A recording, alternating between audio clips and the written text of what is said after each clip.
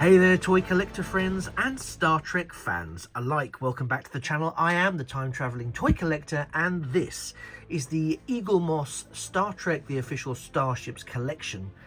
USS Shenzhou, NCC-1227, Walker-class starship from the TV series Star Trek Discovery.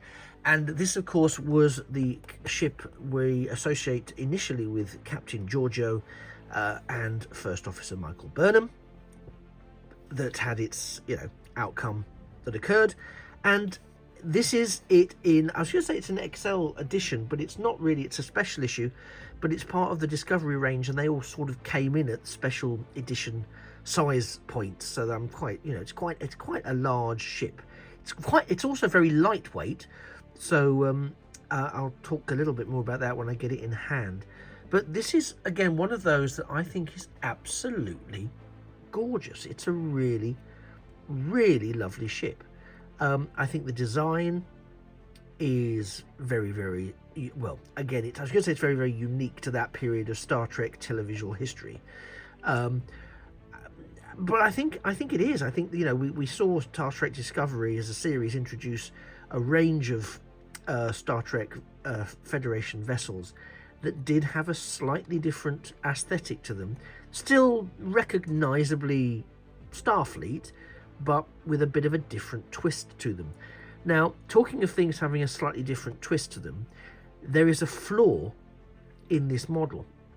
And I'm saying that because usually, now I know there's lots of people who have issues with some of the Hero Collector and Eaglemoss paint applications because they don't always line up with the planned indented windows, etc., and it doesn't quite work, and I get that. So this isn't that. This is the Prime Universe, and that's important. The Prime Universe USS Shenzhou, and I'm just going to zoom in, hopefully, just down here on this nacelle, and you can see. Can you see that? Can you see? It's very, very small in real life.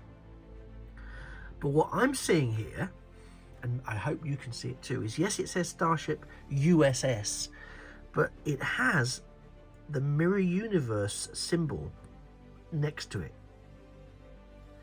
So it's actually the symbol you would associate with the ISS Shenzhou, but here it is featuring on their USS Shenzhou version. So you might want to check, if you've picked this up already, you might want to check whether you've got a sneaky Mirror Universe ship in disguise in your collection, because lo and behold, I have. Now, again, the colours, the paints all match the USS version from the Prime Universe, but just so you know, this one is actually misrepresenting its Federation history. So there you go. What can I say about that? I mean, I know accidents happen, but yeah. Now, whether that will do anything for the value of the ship over time, of course it probably won't. But I just wanted to point out that, it's so small, a lot of people you'd be forgiven for not noticing that was the case. So I guess you can see just about, I'm not going to zoom in again and bore you, but it is very small, but a very pointed error. So again, I'll just give you a bit of a tour. I think this is, again, a lovely model that you can get brilliant looks at from all different angles. So you can see the weapon systems there. You can see that, I mean, these ships from this period of time, which of course it's set after Enterprise, so there's early days of the Federation, and there's quite a bit of galactic antagonism. So there is a slight element, I think, in the design of battle readiness, so it does differ a little from some of the more scientific and exploratory designs of the original series and the Next Generation, perhaps. But there is a sort of, I get a real sort of sense of this is a battleship. It's battle ready. It can take a pounding should it need to. Now, I know that's not technically the ethos of the ship by any stretch of the imagination. It's just the feeling that I get from the design. So that's purely a personal opinion. So let's get him off the stand. And I would just say that as ever, the plastic stand follows the same format, but it's it's nice to have on a larger ship a very appropriately designed and spaced out holder, because as we know, sometimes you do get a sense that it's a little bit top heavy and it's going to go, but this is not the case here. So let's get in close on the saucer section, and you can see there that frontal array. It's pulled out slightly. You can see some of the color scheme. Let me try and get a bit more light on there for you. The panel detailing there, you've got again that issue is not resolved with this ship. You can see the lining up of some of the windows to the planned molded windows is not great, but otherwise some of the tamper graphics are done very nicely. The core red paint surrounding the USS Shenzhou registration details is accurate. It's within the lines, let's say, but you can see a lot of that good panel detailing there as we move along the saucer section. There's those fins there, and you can see I'll sort of swing it around a bit. The nacelles, just as an observational point, the nacelles feel very flimsy. The only place that feels like there's any weight is in the saucer section. So the nacelles feel very flimsy indeed, and I'd be very mindful of holding it by the nacelles. I get a feeling they could crack really easily, and the saucer section would plummet. So here we see the reverse part of the saucer section with the impulse engines. The shuttle bay doors, USS Shenzhou again, so just more confirmation that it is the Prime Universe, USS Shenzhou, just saying. Sort of docking bay there, so you can see the space through there, which I think is a nice detail. It'd be very easy to make that solid, and actually in some ways I think it would make the actual model more solid. And here we have the nacelles, so we'll take a look at the nacelles. Quite flat. Again, we've got some of that very nice paint detailing along the side, not too much other detailing, and we'll gloss over as we've already mentioned, the Mirror Universe insignia for the Terran Empire. So let me just flip it over for you in a way that won't risk the nacelles, so we can take an underside look. And there she is. There's the USS Shenzhou registration again. More of this lovely surface detailing and paneling. You can see that being pulled there. Lovely blue bits of gold. Mostly that's silver. Battleship gunmetal grey. You can see there the almost the reverse bridge under the saucer section there. Again, I think Eaglemoss have produced a really, really terrific ship. And again, pleasingly, and I say pleasingly because it really is, I think, we are seeing more and more retailers like Master Replica, excuse me, like Master Replicas, like Sci-Fi Collector, who are bringing some of these wonderful Eaglemoss stock products to the market, and pretty much at original retail prices. So anyone who's looking to add some of these, because you may have missed them out the first time, do please take a look at Real Merch. Please take a look at Sci-Fi Collector. Please take a look at Master Replicas. There are some good deals to be had. There are, and of course there's a finite stock. So they could have hiked the prices up exponentially, and they haven't done in most cases. Some are slightly more expensive than others, but that's probably due to the even more limited amount of stock. So do bear that in mind.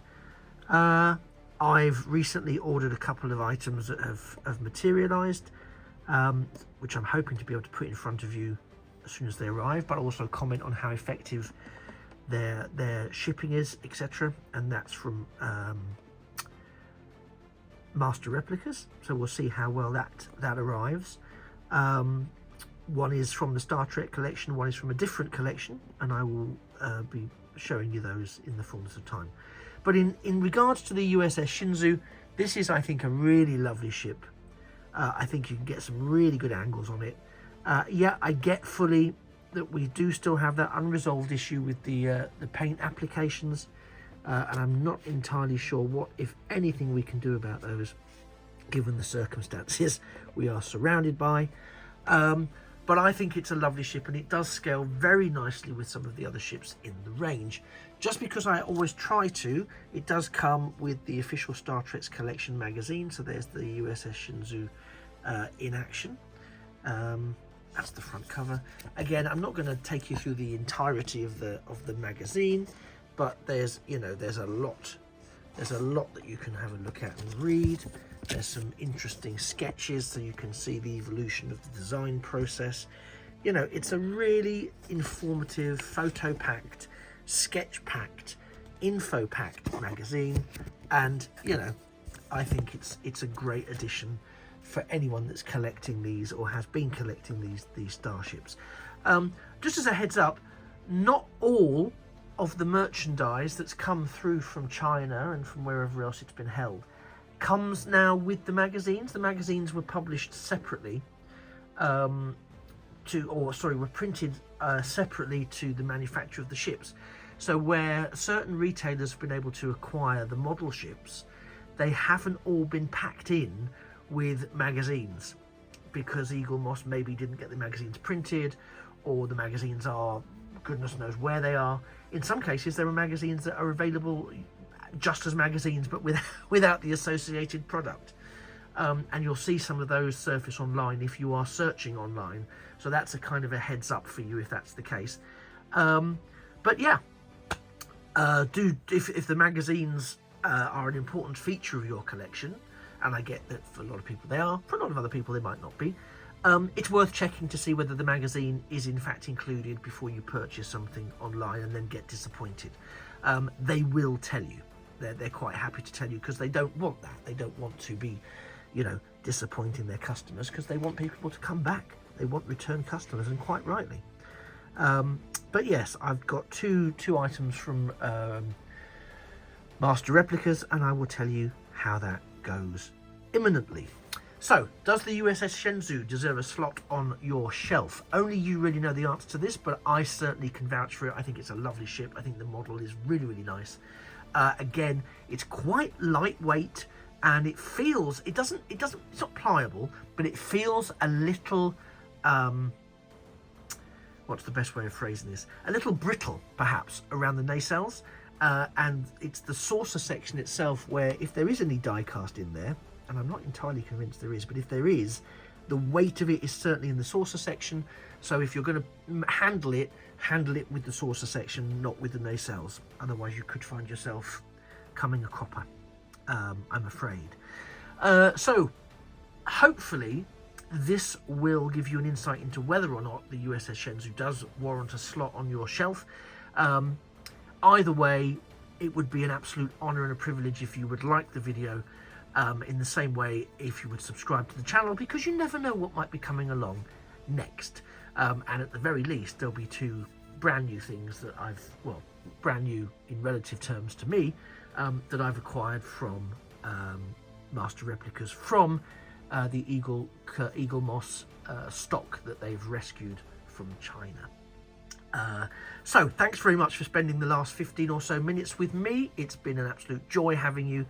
I am the Time Travelling Toy Collector, and this has been the Eaglemoss Hero Collector Star Trek, the official Star Trek Ships Collection, the USS Shenzhou Special Edition, as seen in Star Trek Discovery.